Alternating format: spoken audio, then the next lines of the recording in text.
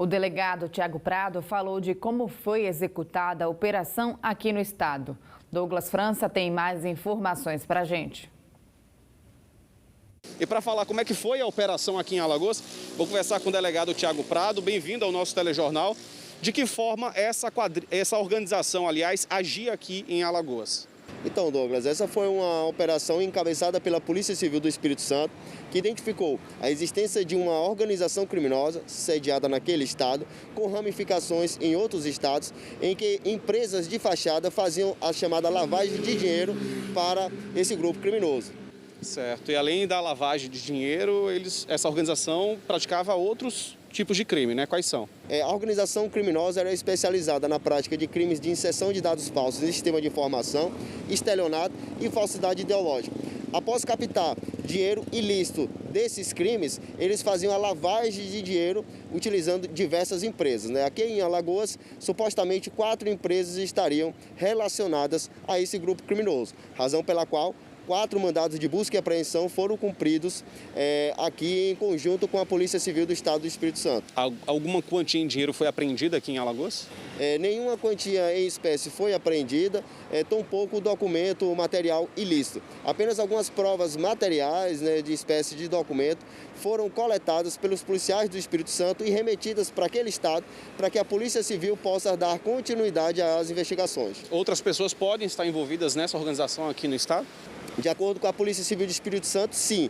Né? Inclusive, há a possibilidade de que, no avançar das investigações, sejam representados ao Poder Judiciário daquele estado a expedição de mandado de prisão. Após a conclusão da operação aqui em Maceió, já levaram todo esse material apreendido, a provas documentais, lá para Vitória, onde será então analisado pela autoridade policial da Delegacia de Roubos e Furtos daquele estado. Mais uma organização desarticulada, né, delegado?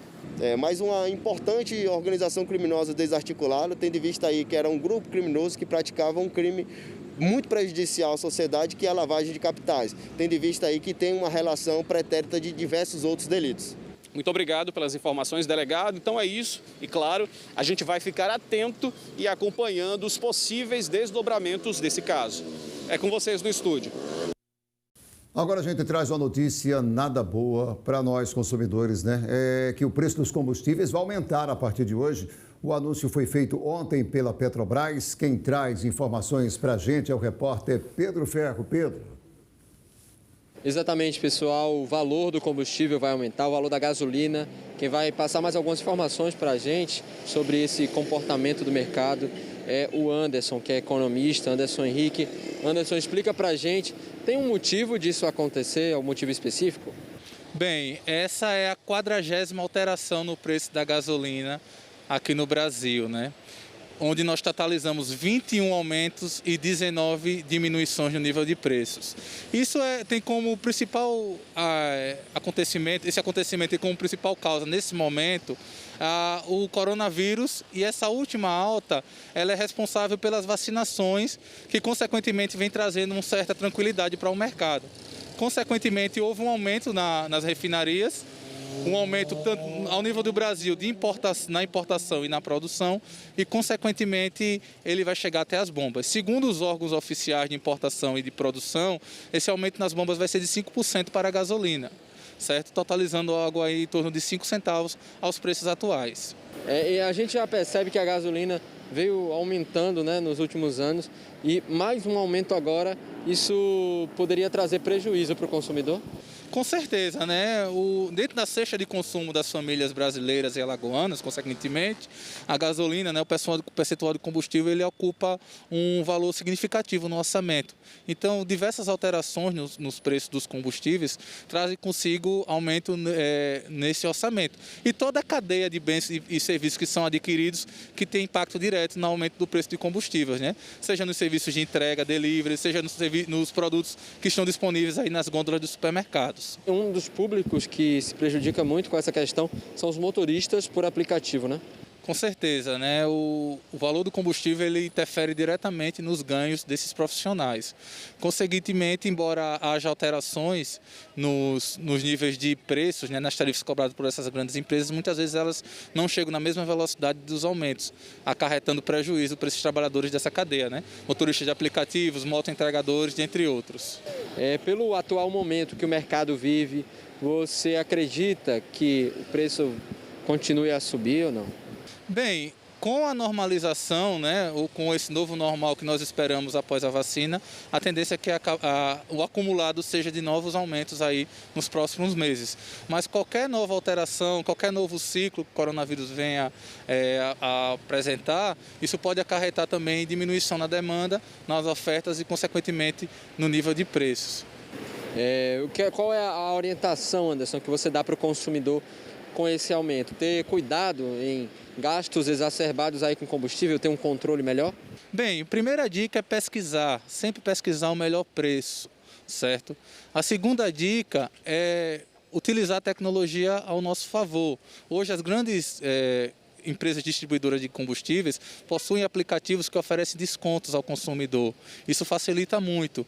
E a última dica seria sempre buscar o melhor, a partir das duas primeiras, buscar sempre encher o tanque, porque de forma acumulada você consegue sempre tendo um desconto maior e um ganho maior para o consumidor. Anderson, muito obrigado pelas tuas informações. Então é isso, pessoal. Eu volto com vocês. Obrigado, Pedro. Notícias aí sobre o aumento dos combustíveis. E agora chegamos à reta final do nosso telejornal. Gente, vamos às fotos que vocês, telespectadores, enviaram pra gente. O primeiro registro é do Ronaldo Lima, da Massagueira. Caprichou, né?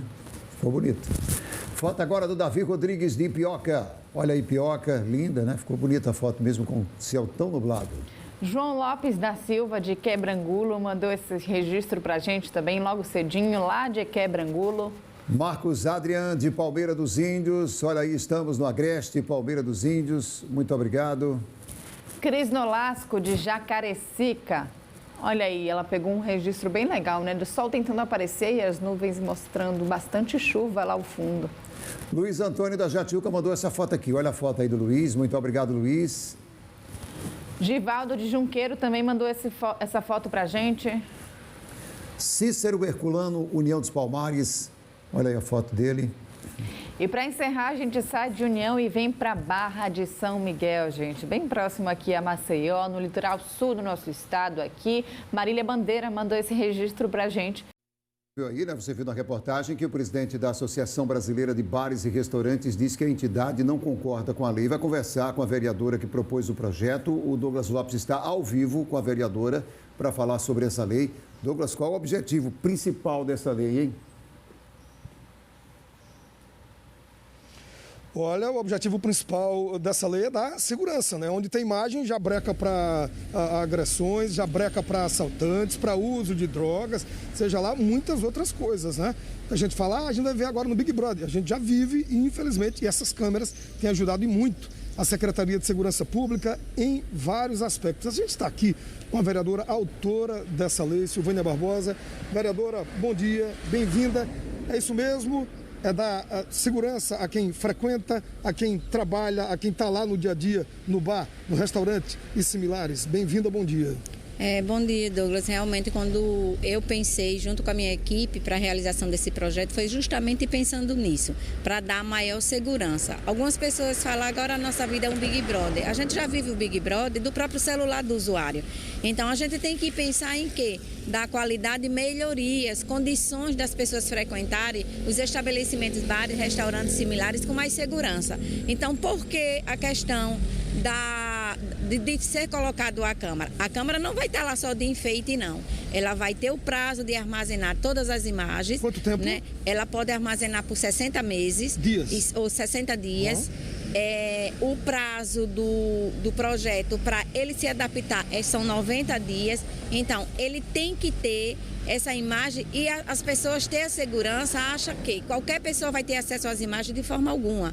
Ele vai seguir todo o critério para que se uma possível agressão, um possível assalto, qualquer caso que a polícia solicite essas imagens, aí sim, ele pode autorizar, mas desde que seja solicitado ou pela justiça justiça e não por aleatoriamente qualquer pessoa. E se porventura, vereador, aleatoriamente, o dono do restaurante, um funcionário lá daquele restaurante, daquele bar, desse estabelecimento, divulgar essa imagem, por exemplo, de uma pessoa que está frequentando lá aquele bar sempre, o que é que acontece? O que é que diz a lei a respeito disso? Ele vai ter que cumprir, arcar com as penalidades dele. As consequências. Com as consequências dele.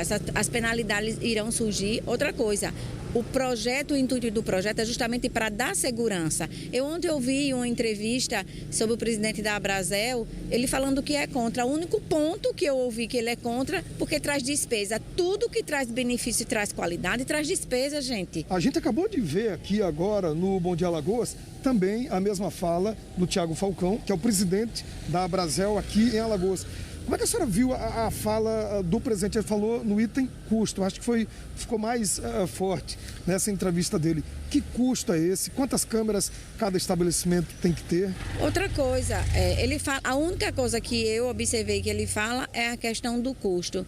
Mas quando é que é um custo que traz o benefício, você vai dar segurança ao seu cliente, você está dando segurança ao seu funcionário. Você já pensou, eu vou para um restaurante, eu vou para um barzinho, que eu sei que ali tem câmera, o que aconteceu, eu posso chegar lá judicialmente, solicitar essas imagens. Então dizer que isso aí é um ponto negativo, ao contrário, Maceió cresceu. Maceió está aí, nós vivemos numa cidade hoje turística com uma capacidade incrível do turismo. Então, se a gente tem um estabelecimento que a gente pode oferecer essa segurança, o custo que ele fala é zero. É o investimento que você tem. Até porque a maioria dos estabelecimentos, eles já estão se adequando a essa realidade sem antes a lei ter sido aprovada. Outra coisa, eles acham que só é na orla, tudo acontece na orla, não. Benedito Bentes, Tabuleiro, são todos da cidade de Maceió. E eu vou ficar fiscalizando, eu vou acompanhar de perto para ver se realmente, porque criar lei por criar, gente, eu acho que as imagens,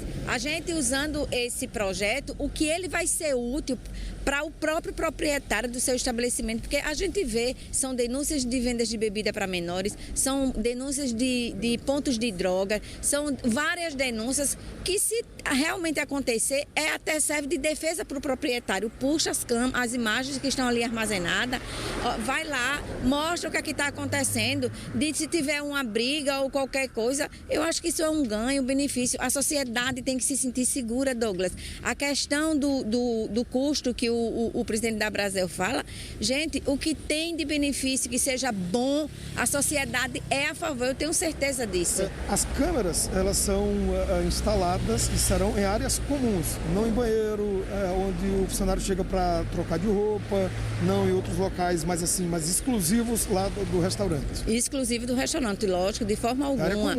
Área comum, banheiro, vestiário, jamais irá ser colocado. Serão nas áreas comuns, onde os clientes vão estar ali, presente, e eu tenho certeza que o cliente que sentar e olhar para os lados e ver que tem uma câmera ali que ele pode dar essa segurança a ele, com certeza ele vai parabenizar. Vereadora, o dono de bar, o dono de restaurante, que passado esse período, que são 90 dias, né?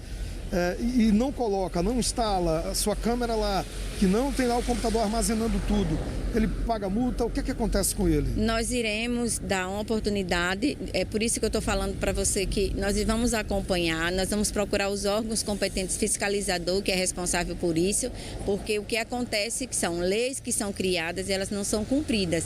E não é esse o nosso intuito. O nosso intuito é que ela seja criada, que ela seja executada, que ela seja cumprida. E eu tenho certeza que a gente não vai ter esse problema, porque antes desse projeto ser aprovado, Douglas, eu conversei com alguns proprietários de estabelecimentos e até disseram, isso a gente já faz, isso a gente já está usando. Por quê? Porque ele hoje se sente segurança. Você pegue 10 restaurantes ou bares que você frequenta, se tiver um que não tem, é muito. Então essa segurança, essa questão de você oferecer o melhor para o seu cliente e para o seu funcionário, gente, a sociedade está aplaudindo, a sociedade está gostando. A lei foi aprovada por unanimidade?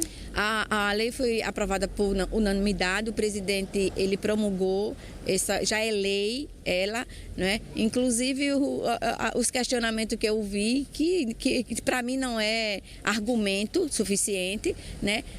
De dizer, não, os proprietários, a gente vai conversar com a vereadora, porque isso dá um custo. tudo que é benefício, toda mudança. Até se você pensar trocar as lâmpadas do seu estabelecimento, porque você acha escuro, ele é custo, mas ele traz um benefício dele. A senhora não é custo, é investimento. Investimento. Vereadora, muito obrigado, bom dia e bom trabalho para a senhora. Eu que agradeço a vocês e pode ter certeza, a sociedade está ao meu lado, ao lado do projeto, ao lado, a favor disso aí, e a gente tem que trabalhar justamente isso, da segurança ao usuário. E para a gente fechar, são 90 dias de adaptação. São 90 dias de adaptação, até porque a maioria já estão praticamente adaptados a isso, né? Só alguns ajustes. Eu tenho certeza que eles não vão questionar, eles vão se adaptar sim, até porque agora é lei. Muito obrigado, vereadora.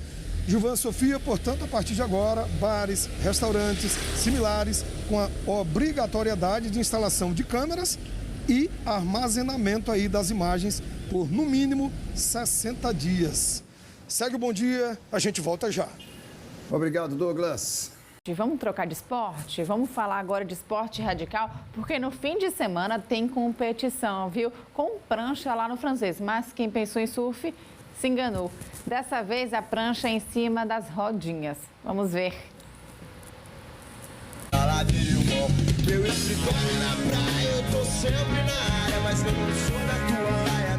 Praia do Francês, litoral sul de Alagoas. Ondas que atraem surfistas do mundo inteiro.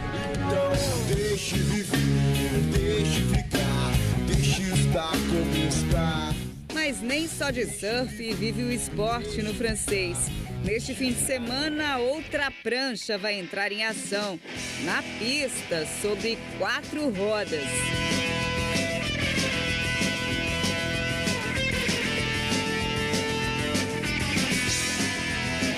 É a primeira edição do campeonato de street vertical do Francês.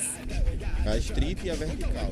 A street será com os obstáculos que nós estamos disponibilizando e o vertical será nas mini ramps, os obstáculos que nós temos favoráveis a nós aqui na pista do Francês. Serão 5 categorias em disputa. Serão a categoria Mirim, que é de 1 ano até 10 anos de idade. Aí terá a categoria Iniciante, que está aberto ao tempo de skate de cada atleta. Terá a categoria Feminino, que é para qualquer menina que tem vontade de participar do skate, tem vontade de conhecer o esporte. Aí tem a categoria Iniciante, Open, e vai ter a categoria Master também. A categoria Master é mais para o pessoal que já tem vários tempos de skate, que quer voltar a relembrar os passados, voltar às suas manobras de base. Cada atleta vai ter 1 minuto para fazer as manobras. Serão 3 baterias. Quem se classificar entre as 2 primeiras ficará na final. O evento tem o apoio da Federação Alagoana de Skate. Pronto, vai ter uma comissão sim da federação. Tanto eu vou ser na parte de mini ramp do campeonato, eu vou ser o MC, né, o locutor do evento, né, falando o nome das manobras, instigando também os skatistas para eles andarem com mais estiga, com mais força. Por causa da Covid-19, alguns protocolos de segurança serão seguidos. Vai ter também alguns juízes, fiscais de pistas também, porque a gente também tem que ter um controle também, até por causa dessa história do coronavírus, né? Atletas de várias partes do estado vão participar. Virão atletas de São Miguel dos Campos, de Maceió, Boca da Mata, vários lugares, várias cidades, Arapiraca, Atalaia. O pessoal está vindo em peso geral, fortalecendo a cena do skate. Esta vai ser a primeira competição do Gabriel. Ele está treinando todos os dias para mandar bem na estreia. Quase todo dia eu venho para essa pista aqui andar, para me preparar para me andar, isso também, né? Campeonato. A Duda já participou de vários campeonatos, mas este ano, por conta da pandemia, ainda não tinha competido. Depois de um tempo eu parei, porque eu machuquei o tornozelo. Aí agora estou voltando tudo de novo. Aí viajei para Recife, viajei 3 vezes para Recife, aqui em Maceió. Recife peguei o 5º lugar, aqui peguei 2º. E estou em busca do 1º. E olha só, quem quiser se inscrever, ainda dá tempo. Para participar do campeonato, as inscrições estão abertas. Até no dia da pista vai ter a disponibilidade de estar fazendo a inscrição. Sem pressa, sem alvoroço, todo mundo vai participar. Qualquer coisa, o meu número está no cartaz oficial. Só entrar em contato e todos os dias eu estou aqui na pista de skate do Francês.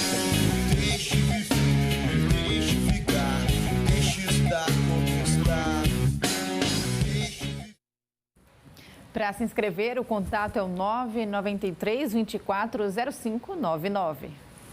Olha, vamos mudar de assunto agora. Acabou o esporte, né? A Secretaria do Meio Ambiente e dos Recursos Hídricos está realizando uma campanha para arrecadação de pneus velhos em todos os municípios alagoanos. A gente volta a conversar com a Andréia Rezende. Qual o objetivo dessa campanha, hein, Andréia? Olha, Gilvan, evitar que esses pneus fiquem jogados por aí, né? Acumulem água, né? Água parada, que são verdadeiros focos do mosquito Aedes aegypti. Quem fala pra gente sobre esse assunto, traz para a gente esses detalhes, é o Valbertson, que é coordenador de operações de campo no controle de Aedes aegypti. Bom dia, seja bem-vindo. São pneus potenciais focos, né, de mosquitos da dengue, causam outras doenças também. Bom dia, André. Bom dia, telespectadores. Amanhã a gente vai iniciar uma ação de recolhimento de pneus em toda a Maceió. A previsão de começar esse trabalho amanhã será de 8 horas da manhã. E iremos utilizar 3 caminhões, 2 caminhões da ISNUM e 1 caminhão da Secretaria Municipal de Saúde. Teremos 3 carros de apoio para o deslocamento dos supervisores e dos agentes de combate a epidemias que vão participar dessa ação.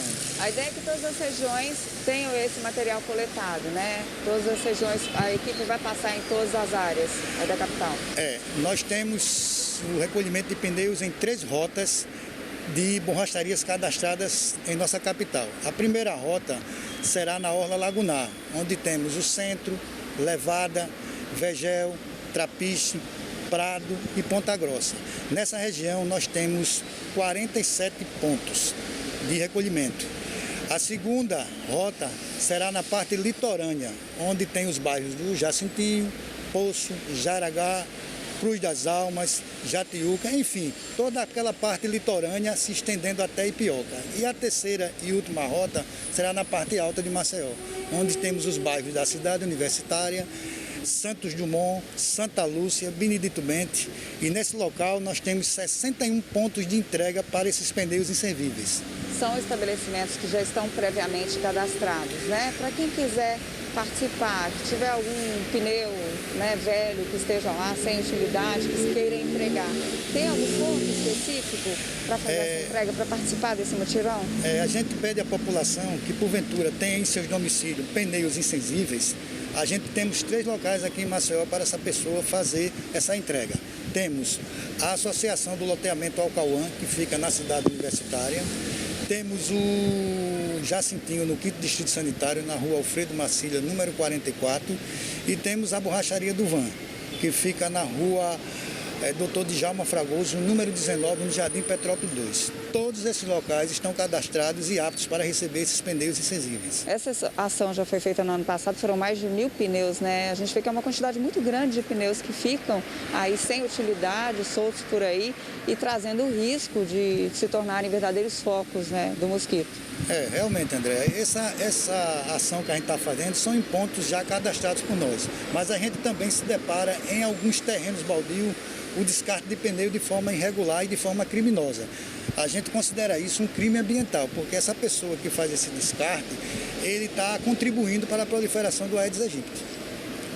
Esse mutirão acontece amanhã, mas assim, durante todo o ano, independente do mutirão, as pessoas podem, de que forma, entregar esses pneus, que já não têm utilidade mais? Bom, a gente está colocando esses 3 pontos, porque é os pontos mais corretos para a destinação desses pneus. Vamos repetir, então? Os pontos são a Associação do Loteamento Alcauã, que fica na cidade universitária, o do 5º Distrito Sanitário, que fica na rua Alfredo Marcília, número 44, no Jacintinho, e o ponto mais conhecido aqui de nós, que é a Borracharia do Van, que fica justamente na rua de Djalma Fragoso, número 19, no Jardim Petrópolis.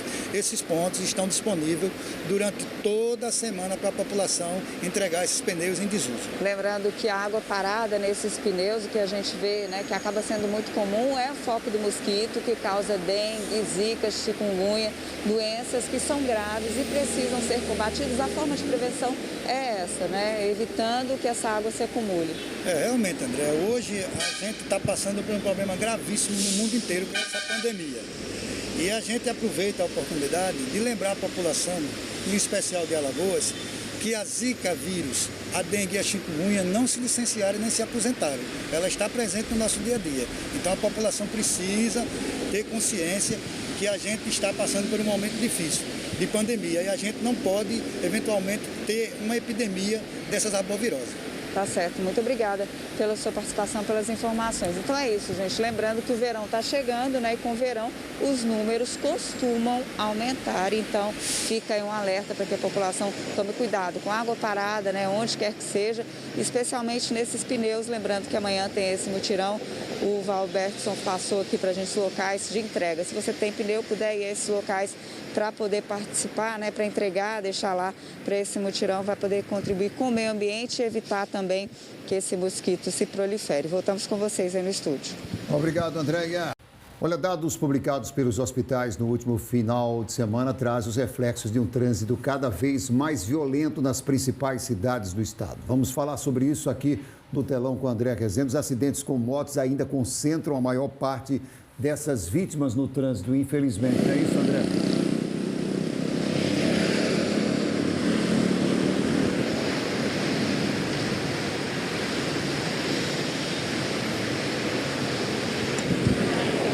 Gilvão, o número de acidentes que envolvem motos é muito alto, né? Disparado maior. Para se ter uma ideia, no último fim de semana, no Hospital de Emergência do Agreste, em Arapiraca, foram 92 acidentes registrados e 84 envolviam acidentes com motos. Vamos falar aqui com o Sérgio, que é coordenador da Operação Lei Seca aqui em Alagoas. Muito bom dia, seja bem-vindo ao Bom Dia Alagoas. Os números assustam, né? São preocupantes e é um número que tem crescido. De uma forma geral, os números assustam, né? O poder público faz a sua parte, tenta levar a coisa adiante para ver se a gente consegue reduzir esses números de acidentes, né? Os números de acidentes com mortes no Brasil, eles têm aumentado muito em 10 anos. Para se ter a ideia, entre 2009 e 2018, são números consolidados já no segundo DPVAT. Nós tivemos 200 mil mortes no Brasil, né? Por acidentes com motocicleta, né? E tivemos mais de 2.500 sequelados. Muitos desses sequer têm condições de voltar ao mercado de trabalho. Além do número de mortes, é exatamente isso, né? A gente tem aquelas pessoas que ficam sequeladas também, que acabam perdendo tendo alguma lesão mais grave, né? Tendo algum problema maior por conta do acidente. Exatamente, a gente tem um problema estrutural, nós temos um problema de educação, nós temos um problema também estrutural, onde o cidadão perde a sua possibilidade de gerir a sua família, de ajudar a sua família, porque muitas vezes nós vemos um mototaxista, um motofretista ou um motociclista de uma forma geral, mas ali vai um pai de família, né? Ali vai uma pessoa que sustenta a família toda. E acaba tendo um acidente, uma sequela, não pode trabalhar depois? Exatamente, os danos são muito grandes. É prejuízo para a própria família, é prejuízo para o poder público, né? Que trata das indenizações, trata também do socorro a essas vítimas, né? E trata também de prover a vida dele depois daquele acidente. Em relação aos motivos que causam esses acidentes, são motivos diversos? Quais são os mais comuns? Os mais comuns são excesso de velocidade, né? É exatamente aquela questão da mudança de faixa, é a questão de quando o motociclista chega no cruzamento, às vezes há um relaxamento, né? Então existe uma série de coisas. Manter a distância de segurança, tudo isso provoca o acidente, né? Principalmente nessa época de pandemia, onde nós temos à noite muito menos veículos à rua e a velocidade aumenta. Quando essa velocidade aumenta, com certeza o acidente também aumenta. Uma coisa é proporcional com a outra, né? Uma coisa é relativa à outra. Velocidade maior, acidentes maior. Imprudência seria o maior fator? O acidente geralmente acontece por 3 motivos. Negligência, imperícia, né? E imprudência, né? Cada um com a sua dose, com a sua dosagem, né? Então esses 3 fatores reunidos são os que levam a muitos acidentes que nós temos no Brasil. A maioria dos acidentes, quase 90%, está situado nessa área. A gente está falando aí da imprudência, né, dessa imperícia que seria por parte do motociclista, mas tem também por parte dos veículos que acabam transitando junto aos motociclistas, uma falta de cuidado também? Exatamente. Existe aquela disputa, né, entre a moto e veículos, né, a moto e o veículo de passeio. Então isso é muito perigoso, né? Haja vista que muitas das vezes a moto está trafegando por um ponto cego, onde ela não consegue ver de forma nenhuma onde é que está o condutor do veículo e nem o condutor do veículo consegue ver a moto. Então a moto tem que ver e ser vista para que isso aconteça, né? Senão a gente vai ter sempre aquela briga no trânsito que não leva a lugar nenhum. Muito pelo contrário, vai fazer aumentar os números de acidentes. E são grandes os números de casos, os índices, né, em relação à embriaguez nesse tipo de acidente com motos? Normalmente, quando esses acidentes ocorrem, nós temos aí uma média de 25% de embriaguez, né? Em média, 25%, 30%, certo? E isso é ruim porque quando o acidente com moto acontece acompanhado da embriaguez, né, o tombo é maior, a queda é maior. Grande parte dessas sequelas são adquiridas no acidente, no tombo, na queda, né? São duas pancadas, a pancada no veículo, no motociclista, e também a questão da queda, já que o veículo de duas rodas trabalha em cima de equilíbrio, né? É muito diferente de um veículo, né? Então a atenção tem que ser redobrada, porque se não for assim, se a sociedade não tiver consciência disso, a gente dificilmente vai poder baixar esses números. É preciso que a sociedade participe, a família participe, o poder público participe e todos entendam isso. E o impacto acaba sendo muito maior, né? Para o motociclista, para quem está dirigindo uma moto, do que para quem está dirigindo um veículo, né? Até pela estrutura do veículo. Sem dúvida, né? Se fosse uma briga, era uma briga desigual, né? A armadura do veículo é muito maior. A armadura da moto, ela é muito vulnerável. E normalmente o tombo acontece por causa desse impacto, né? É a queda que faz a vítima. Sérgio, então a única forma, a prevenção não tem outro jeito, né? A prudência, a atenção, é a única forma de se prevenir, de fazer com que esses números reduzam. Sem dúvida, a gente tem que tratar da prevenção, tem que tratar também dos equipamentos obrigatórios das motocicletas, né? Temos que tratar dos equipamentos obrigatórios das motocicletas, ou seja, tem que cuidar do capacete, tem que cuidar da viseira, tem que cuidar do óculos especial, tudo aquilo regulamentado pelo Inmetro. Tem que se vestir adequadamente. A gente muito pouco vê em Maceió o motociclista vestido adequadamente. Tem que trafegar com a roupa pesada, tem que usar luvas, tem que usar bota ou coturnos. Então, é toda uma paramentação em que ele precisa, né, para se dar bem no trânsito, né? Além de dirigir com cuidado, ele precisa de todos esses equipamentos. Tá certo, muito obrigada pelas informações. É isso, Gilvan, Sofia, voltamos com vocês aí no estúdio com esse alerta, né? A gente sabe que muitos acidentes são evitáveis se forem tomados todos esses cuidados, todas essas orientações que nós demos aqui ao vivo no Bom Dia Alagoas. Voltamos com vocês. Todos os cuidados e prudência dos dois lados, motoristas, pedestres, dos três lados, aliás, né? Dos motociclistas, dos motoristas e também dos pedestres. É fundamental a prudência e o cuidado no trânsito. E agora, a gente mostra para você em casa imagens ao vivo da Avenida da Paz, na parte baixa de Maceió. A avenida está completando 100 anos de existência. Tradicional via aqui de nossa capital, tem muita história da cidade que se passou por ela, desde a sua construção até os dias atuais. O local recebe eventos, né, como o Jaraguá Folia, o desfile de 7 de setembro, e também tem vários prédios históricos, como o que abriga o Museu Té Brandão. Por lá também um coreto que foi inaugurado com a avenida e recebe o mesmo nome dela. Nessa terça ele ficou bastante iluminado, gente, para celebrar o centenário. As pessoas chegaram cedo na cerimônia de homenagem aos 100 anos da Avenida da Paz. O calendário das festividades foi apresentado e logo em seguida as luzes tomaram conta do famoso coreto. Irina foi a primeira a se apresentar.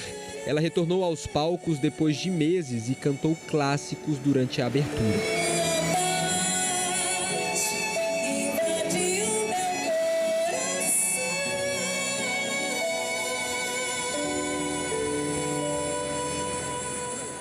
É muito gratificante. Primeiro, por ser onde é, que é na Avenida da Paz e no coreto, principalmente pelos 100 anos, eu sempre tive vontade de cantar no coreto. E também porque são 9 meses afastada dos palcos, né? 9 meses sem cantar para o público. Então, cá estamos nós. Então, é muito, muito, muito gratificante. Por mais que exista uma pandemia, nós precisamos de carinho, nós precisamos de um afago, nós precisamos de fé. Então, se os eventos acontecerem com toda a segurança como esse que está aqui, eu acho que é mais do que necessário. A população precisa disso. Essa não é a primeira edição do evento que celebra o aniversário daqui.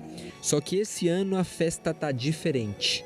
A programação em homenagem à Avenida da Paz vai contar com a apresentação de bandas, orquestras e corais.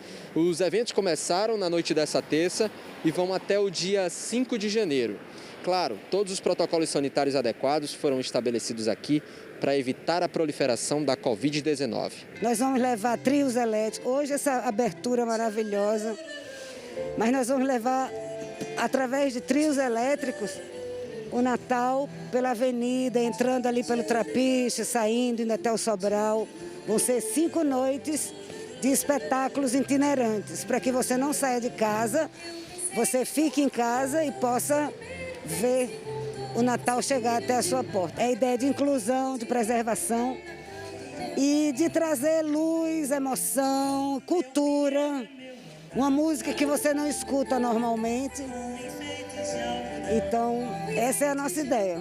A noite também contou com homenageados que vivem ou viveram ao longo da avenida. Esse casal mora há anos na Avenida da Paz e os dois guardam boas lembranças desse lugar. Ficamos muito felizes, né? Porque é uma parte esquecida da cidade de Maceió, entendeu? Tão amada, mas tão esquecida. Eu vivi muito na Praça Sinimbu, minha infância, os natais, o curso aqui, os carnavais na Fênix. Também fui nadadora da Fênix na época do Rui Lessa, do professor Rui Lessa. Então tudo isso aqui faz muito parte da minha vida. E tenho muito orgulho e sou muito feliz. Quando eu era muito jovem, de 10 anos até 15 anos, ali na rua da Estação Central.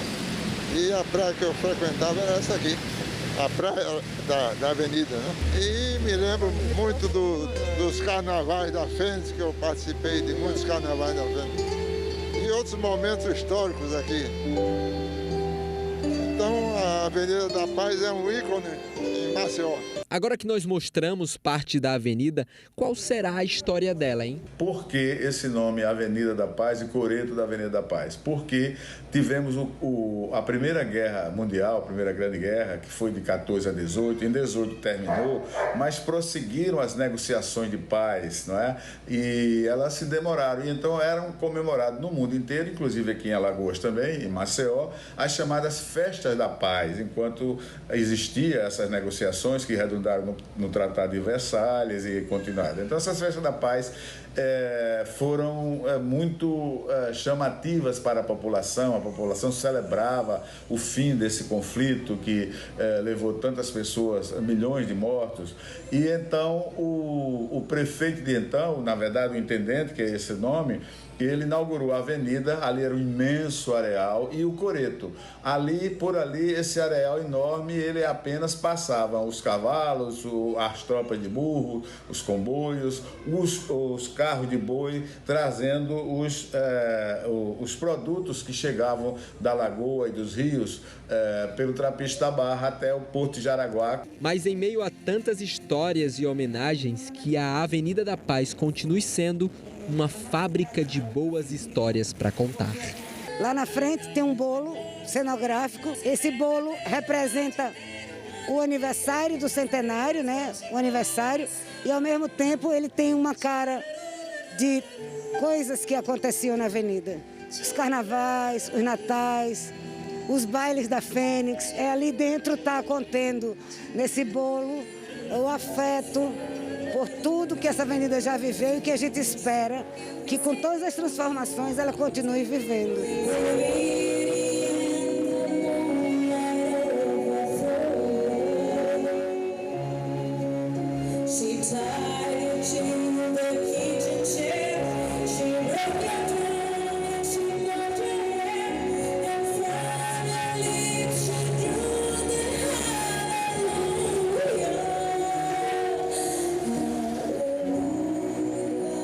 Que bela homenagem, né, gente? Muita história, faz parte de Maceió. Muito importante a gente relembrar esses momentos.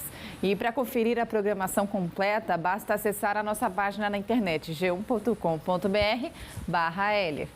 Estamos de volta falando de educação agora. A Secretaria de Estado da Educação já divulgou o cronograma para a matrícula de alunos no próximo ano, tanto para os novatos quanto para a matrícula. E esse ano as matrículas serão totalmente online, Pedro Ferro traz informações para a gente, não é isso, Pedro?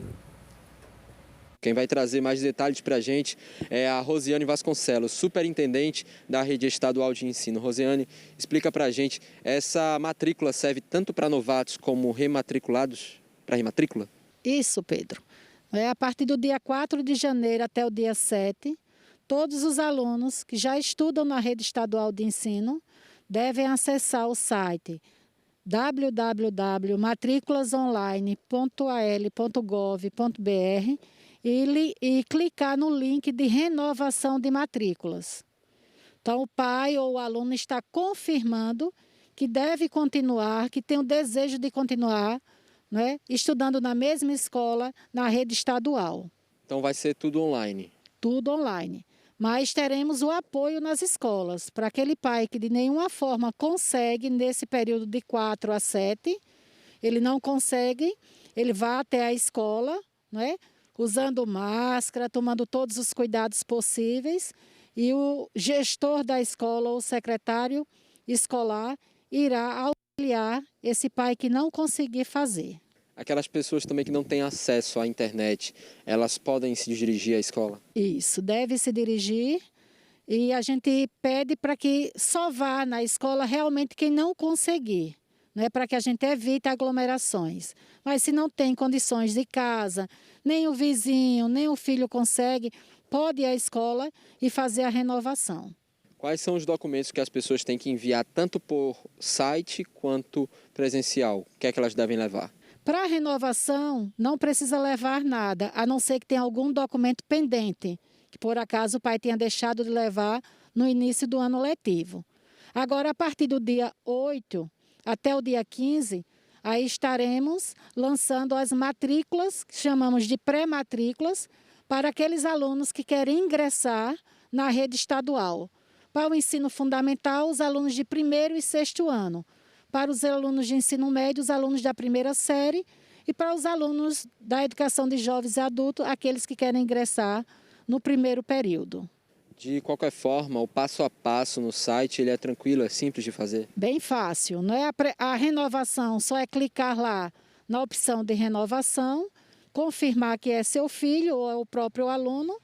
Já na pré-matrícula, quando ele entrar no site, é o mesmo site, ele preenche o cadastro com os dados do aluno que vai ser matriculado, faz a opção em 3 escolas, ele tem que optar por 3 escolas, porque se não tiver vaga em uma, a gente aloca o aluno em outra. E a partir do dia 25, ele entra no site, verifica qual foi a escola, aí sim ele deve ir à unidade escolar, munido dos documentos, né, necessários, documentação do aluno, documentação do pai, comprovante de residência e a declaração da escola em que ele está estudando esse ano de 2020. Rosiane, muito obrigado pelas informações. Então é isso, gente. Quem quiser fazer essa rematrícula e quem também for matricular o seu filho pela primeira vez, é só acessar esse link que está aparecendo aqui na tela, que vai ser todo passo a passo, vai ser online. Qualquer informação você pode pegar através também do portal da SEDUC. Eu volto com vocês. Só lembrando, o link é matriculaonline.al.gov.br. Vamos agora falar do final de ano que está chegando, né, pessoal? E das compras, quais as responsabilidades dos estabelecimentos quanto aos objetos pessoais, por exemplo, deixados nos carros, nos estacionamentos, né? A gente vai saber agora, conversando com o André Rezende, que está com um advogado especialista no assunto. Realmente é uma dúvida muito comum, não é, André? Pois é, porque a conduta acaba variando de um estabelecimento para o outro, né? As pessoas ficam em dúvida aí sobre o que pode, o que não pode, qual é o direito do consumidor em relação a esses estabelecimentos. Quem traz para a gente essas dúvidas aí, quem vai tentar esclarecer, é o Rafael, que é advogado, presidente da Comissão de Direito do Consumidor da OAB. Bom dia, seja bem-vindo ao Bom Dia Alagoas. A regra, ela varia de acordo com o tipo de estabelecimento? Bom dia, Andréa. Bom dia a todos os telespectadores. André, até então, existe a súmula 130 do STJ, que é uma súmula que generaliza o entendimento. Então essa súmula traz que qualquer estabelecimento ele é responsável por dano ou furto no interior do veículo dentro daquele estabelecimento. Atualmente o próprio STJ vem divergindo com relação a esse entendimento. Então, com relação aos grandes supermercados, aos grandes shopping centers que oferecem esse tipo de estacionamento, eles são responsáveis sim por qualquer dano ou furto de um veículo ou até numa motocicleta, numa bicicleta, se assim for ofertado esse tipo de estacionamento. Mas é uma questão que vem divergindo muito na própria jurisprudência. O próprio STJ tem esse entendimento agora de que quando aquele estacionamento é um estacionamento menor, que não gera uma expectativa de segurança para o consumidor, não há o dever de indenizar. Mas isso cabe sempre salientar para o consumidor que é uma divergência jurisprudencial. É sempre bom o consumidor buscar o manto judiciário para ter o seu amparo legal. Tem alguns estabelecimentos que inclusive colocam aquela plaquinha, né? Não nos responsabilizamos por objetos deixados no veículo. Enfim, isso vale realmente? Isso resguarda o estabelecimento? Não, a simples placa não exime a responsabilidade do fornecedor. A gente se depara muitas vezes com aquela plaquinha, né? Não nos responsabilizamos pelos pertences deixados no interior do veículo. Esse aviso, essa placa tão somente não exime a responsabilidade do fornecedor. No caso de o consumidor teve algum dano no veículo, ele tem que provar que o veículo chegou ali todo certinho e de repente saiu com algum tipo de defeito, alguma avaria, enfim, como funciona? A gente sempre orienta o consumidor a ele se munir da maior quantidade de prova possível. Só que a gente sabe que no Instituto do Direito do Consumidor existe a inversão do ônus da prova. Então, em algumas situações, o consumidor ele pode sim, numa via judicial, pedir a inversão do ônus da prova para que haja a prova inversa, apresentada pelo próprio fornecedor. Porque muitas vezes, André e os telespectadores, o fornecedor ele é o maior detentor das provas. Então ele tem uma filmagem daquele veículo entrando, então essa filmagem vai servir de prova que aquele veículo entrou sem nenhuma avaria, sem nenhum dano, mas é sempre bom o consumidor também buscar a maior quantidade de prova possível. Isso vale também para objetos que estejam dentro do carro? Se o objeto foi furtado, por exemplo, ele tem que provar o que tinha ali dentro? É interessante ele buscar o melhor meio de prova possível, mas a gente sabe que em algumas situações, não vai ser possível o consumidor provar a existência daquele produto dentro do interior do veículo. Então, nesses casos, pode-se impedir também a inversão do ônus da prova para que busquem a imagem, para que ele se tenha, no mínimo, a nota fiscal daquele produto, ou então o mínimo de prova da existência daquele produto. É uma relação de bom senso também. Os próprios estabelecimentos, até para se resguardar, eles precisam se monitorar também dessas formas de ter um controle de acesso, né, como se citou aí a questão das câmeras de segurança. É importante que os estabelecimentos também cuidem disso. É muito importante porque está tratando da segurança do consumidor e também está se resguardando com relação a uma possível demanda judicial ou um possível questionamento por parte do consumidor. A gente sempre orienta também os consumidores que sofrer qualquer tipo de dano, de avaria no seu veículo, dentro desse estabelecimento, que ele faça, registre um boletim de ocorrência, registre a ocorrência também no estabelecimento e procure administrativamente, inicialmente, o estabelecimento para tentar fazer uma composição e uma solução daquele caso. Para depois, sim, se não houver um êxito nessa solução administrativa, buscar a via judiciária. Qual no caso, assim, a orientação que a gente pode dar para o consumidor na hora dele escolher um local para ele guardar o seu veículo? O ideal é que procure esses locais que ofereçam maior segurança, pelo menos assim, visivelmente, né, num primeiro olhar, que tenham câmeras de segurança. É importante ter esse tipo de percepção?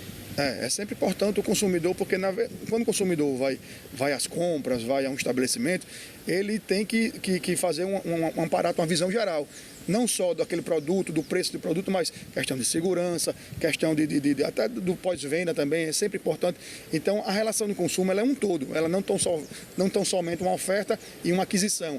Existe toda uma circunstância que envolve aquela relação jurídica. Então, é bom o consumidor ficar atento também a esses pontos, até principalmente com relação a esse estacionamento. Então, aquele estacionamento que gera uma expectativa de segurança para o consumidor, então o entendimento do STJ com relação a isso é pacífico com relação à reparação do dano, caso haja. Em caso de algum problema, sempre tentar resolver primeiro com o próprio estabelecimento. A gente sempre orienta porque é a forma menos traumática, é a forma mais eficaz e mais rápida de resolver. Caso não haja essa solução, aí sim ele vai buscar a via judiciária para buscar o seu amparado legal, mas sempre orientando a buscar informação, buscar prova, quando possível, registrar um boletim de ocorrência, registrar o fato no próprio estabelecimento. Muito estabelecimento exige que aquele estacionamento seja pago para poder haver o ressarcimento. Não há essa exigência legal. Então não há, se ele oferta o estacionamento, independente de ser pago ou gratuito, se houver um dano, nas hipóteses que nós tratamos aqui, há sempre o dever de indenizar. Tá certo. Muito obrigada pelas suas informações, pela participação. Gilvan, Sofia, voltamos com vocês aí no estúdio. Sofia, desculpa, André, só mais uma pergunta. Nós temos um telespectador, o Diogo Amena, ele teve uma bicicleta roubada num shopping, no interior, no shopping em Arapiraca. E o shopping não se responsabilizou por isso. Como é que fica essa questão? Pergunta para ele, por favor.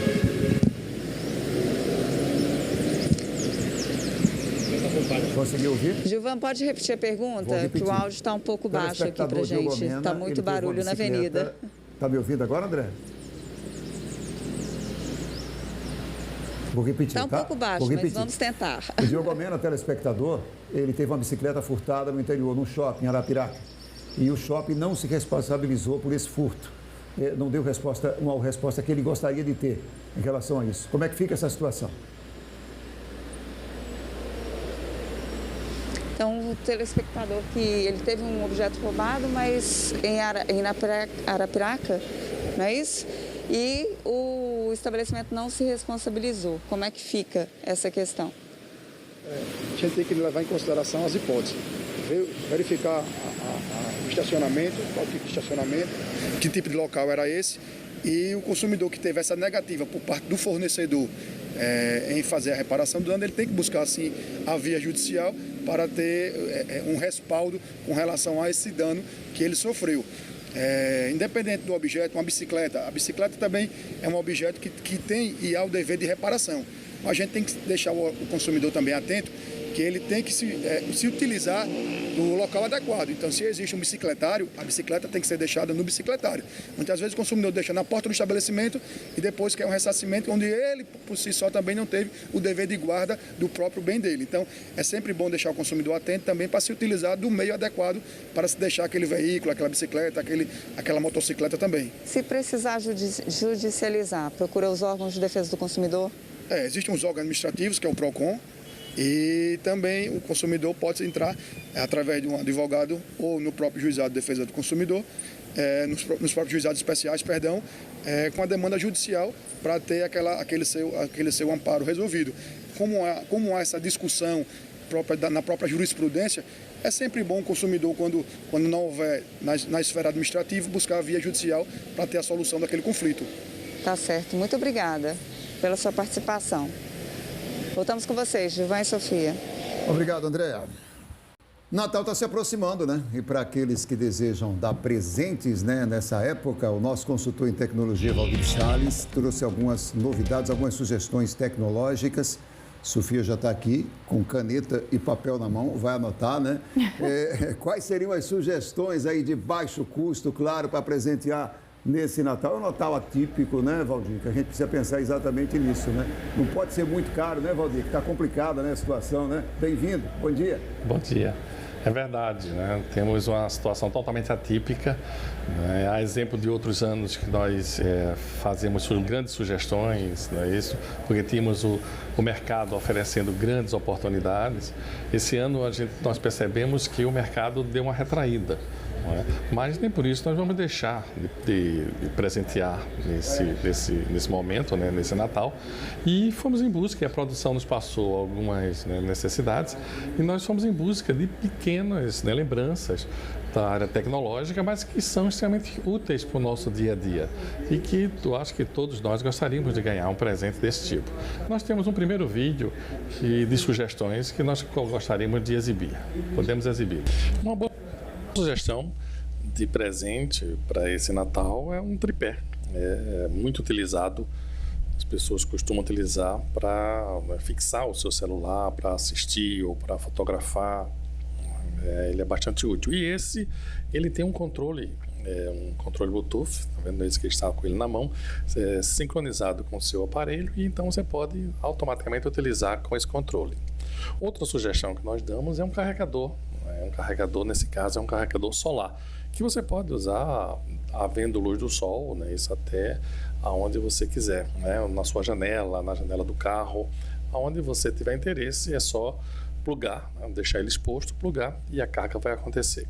A outra sugestão que nós damos também é o que nós chamamos de luz, né, de LED, né, para fazer selfie. Só que esse é bem portátil, né, e ele é só colocar no seu celular e ele então vai acender. Tem inclusive intensidades de luz, e você então vai poder tirar suas fotos, né, de produtos, de itens, ou a sua própria foto, né, que nós chamamos de selfie. Outra sugestão que nós damos é um amplificador de tela. O seu aparelho, né, para quem gosta de assistir filmes no seu celular, é só amplificar a tela. Ela simplesmente é um jogo de espelhos, né, que você coloca o seu celular no local e ele então amplifica totalmente a tela do seu celular, para que você possa assistir um tamanho confortável para você. Outra sugestão que nós damos, né, é o que nós chamamos de estação de carga. Né? É comum nas casas, cada um tem um lugar para deixar para carregar, então coloque em um ponto central, todo mundo vai chegando e carregando o seu celular, e com isso evita a utilização desnecessária. Vocês estão vendo que são presentes, né, necessários, e que os preços deles estão baixos, ou seja, daria para você comprar. Uma coisa que eu queria chamar a atenção é que, embora nós estejamos mostrando algumas marcas, essas marcas não são as marcas que vocês deverão adquirir, né? Não são sugestão de compra dessas marcas, e sim o produto em si. Por exemplo, esse carregador, você vai procurar na internet esse carregador e você vai ter, né, várias opções de carregadores, então você vai escolher o que melhor, né, atenda a você.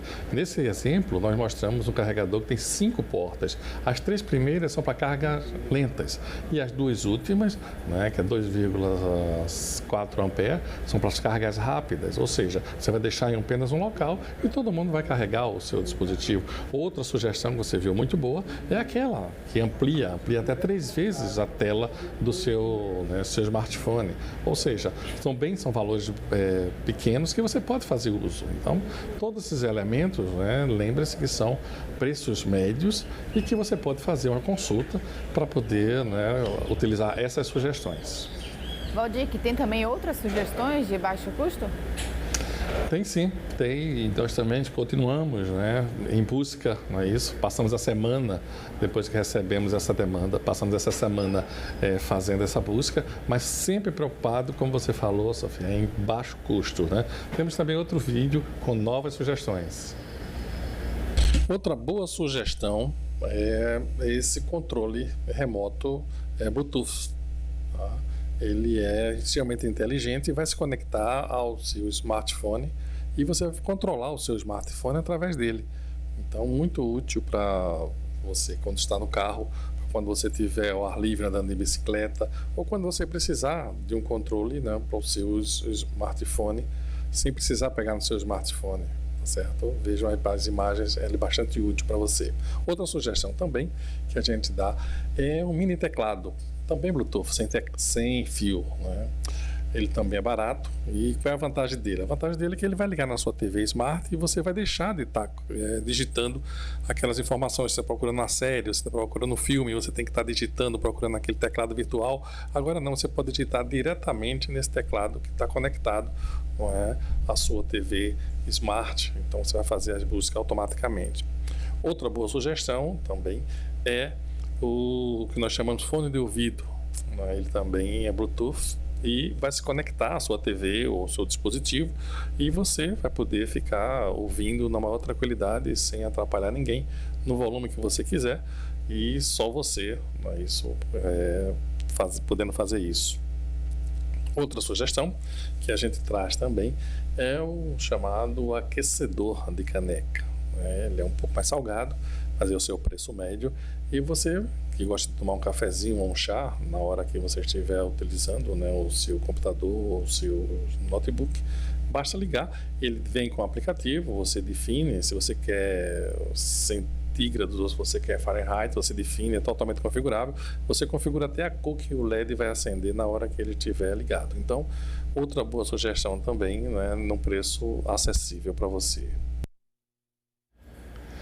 Vocês percebem que são presentes, né, que podem não vão pesar no seu bolso, né? E aquele chama a atenção, aquele controle que você associa ele ao seu aparelho e controla ele no seu aparelho. É comum você estar no carro tentando pegar o aparelho para trabalhar com ele. Imagine, vocês viram ali, coloca ali perto da direção e aí faz parte, né, do controle da direção, você aumentar o volume, mudar tela, fazer tudo isso através desse tipo de controle, né? E vimos também outros que podem ser utilizados, né, que poderão, né, serem úteis para as pessoas, principalmente nesse período agora. O Valdir, que a gente encontra presentes até R$300, dá para encontrar? Dá sim.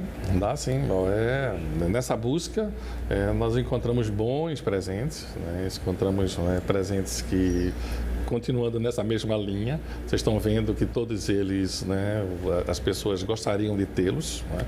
Inclusive, Gilvan, Sofia, se quiserem presentear qualquer um desses, estou à disposição.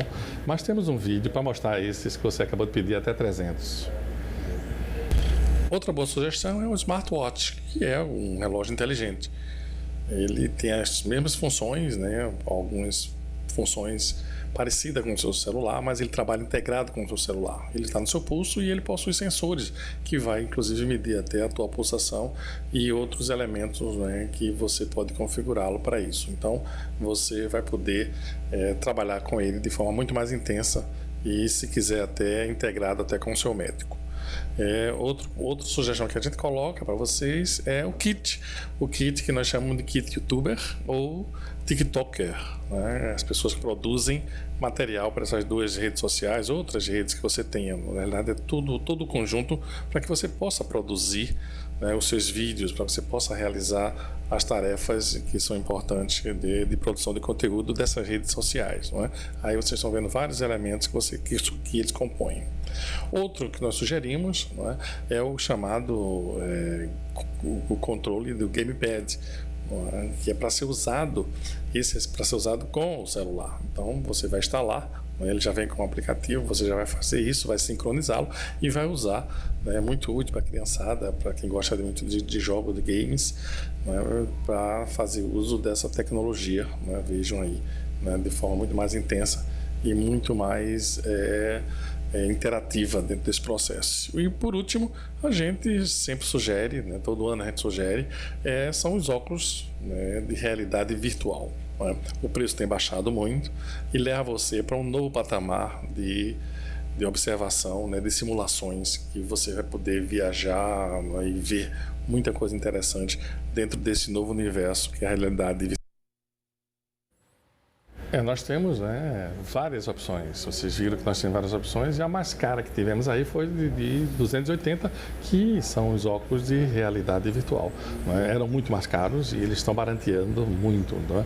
Basta você colocar o seu aparelho, né, o seu celular, ele emite duas imagens, e essas imagens em conjunto formam o que nós chamamos da tridimensionalidade, que vai te dar aquela sensação, né, de estar naquele local, de fazer aquela viagem, de verificar tudo aquilo de forma tridimensional. Então, né, são excelentes sugestões para esse período.